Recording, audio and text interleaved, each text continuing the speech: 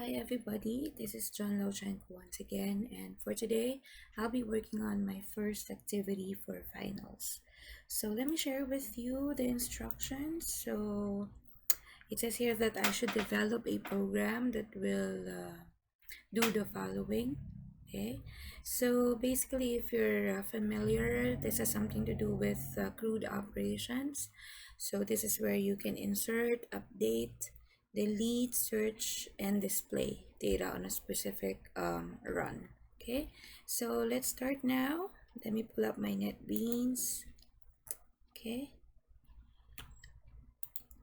all right. So just like our previous videos, I have already prepared the codes. Okay, so let me just go over the codes here, and then later on we're gonna run it. Okay, all right. So first things first, as you can see, we have here import java.util.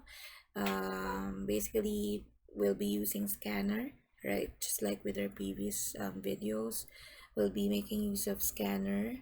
You know, on this specific activity. And actually I have a couple of things that that I worked on this specific activity. So the first one is how to make use of private instance variable. Okay, so just to share with you, the private instance variable is used to force users to use methods to access them, and the only way that we could use them is by calling them. Okay, um, by calling them, and these variables must be inside a specific class. Okay, so actually this is what we have here right now on this specific part. All right, so private final int integer, that's for sid, which is the student id. Make use of f name, also in string form, and then L name for last name, U name for the username, and then pass for the password. Okay, another thing that I made use here is the constructor. So constructor is used to initialize objects, all right, of a specific class, and that will allocate a memory to that specific object. Okay, so in this specific activity, um, since we'll be making use of the student ID, first name, last name, all right, these are the data that will be shown here on this specific run. So we are constructing a specific name for them. So this is the purpose of this .sid, because that corresponds to the student ID. This .f name for the first name, and then so on and so forth. This is what we have for the last name, username, and for the password. Okay, so another thing that I made use here is let's see, this one, the toString. Okay, so toString is being used, to show all the details in one line. So it's like putting all the details, right, um, on a string, all right, so that you could like directly or see it in a specific line, all details in a specific line, so that it will be easier for the user, to gather the information that he or she will be needing. All right, and then what else do I have here? Another thing and about this activity is this is a continuous loop, just like what we done on our previous activities. So here the user will is able to decide if he or she would like to continue the loop. All right, so later on I'll be showing you that. And then since we are working on CRUD, I have assigned here different variables. So for add, I made use of A, D for display, U for update, S for search, E for delete, and then X for exit. And what else? I have also make use of switch and then case. I think I was able to make use of this on my previous videos.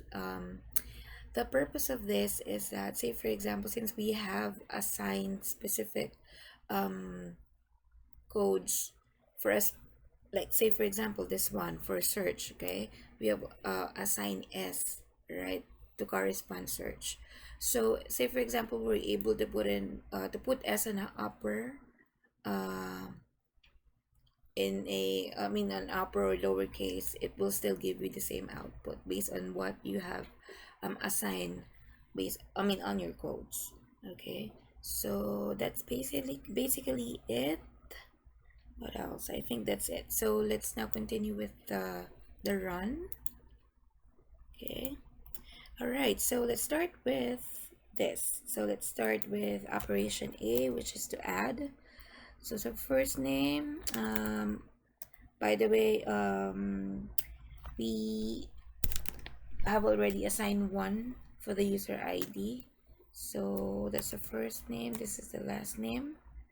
Let's make use of this username.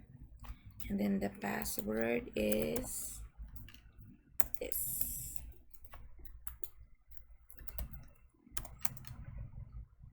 Okay, so let's continue. So it says here that the data has been successfully added. So let's make use of D for display. So this is what the string is all about. So you are able to see all the details in one line in one string, right? So let's continue with U, just to update, or rather S, and then U for update. Okay, so user ID is 1. First name, let's say we're changing it to Grace. Same last name, same username, pass, right? So it says here that the modification or the update has successfully been made. So let's continue. Let's continue by search. 1. So as you can see here, the data has already been updated. Alright, and then now let's make delete. Okay, so ID 1. So data has been deleted successfully. So let's see if we could still be able to see that by doing search.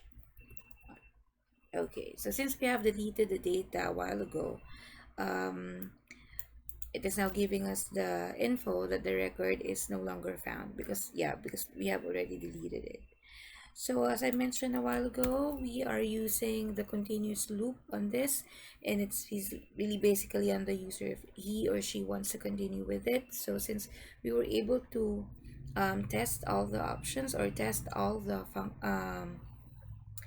operations, then I think that's it. So let's now choose N, and that's it. So I hope you were able to learn something from this activity. Till our next activity, guys. Bye everyone.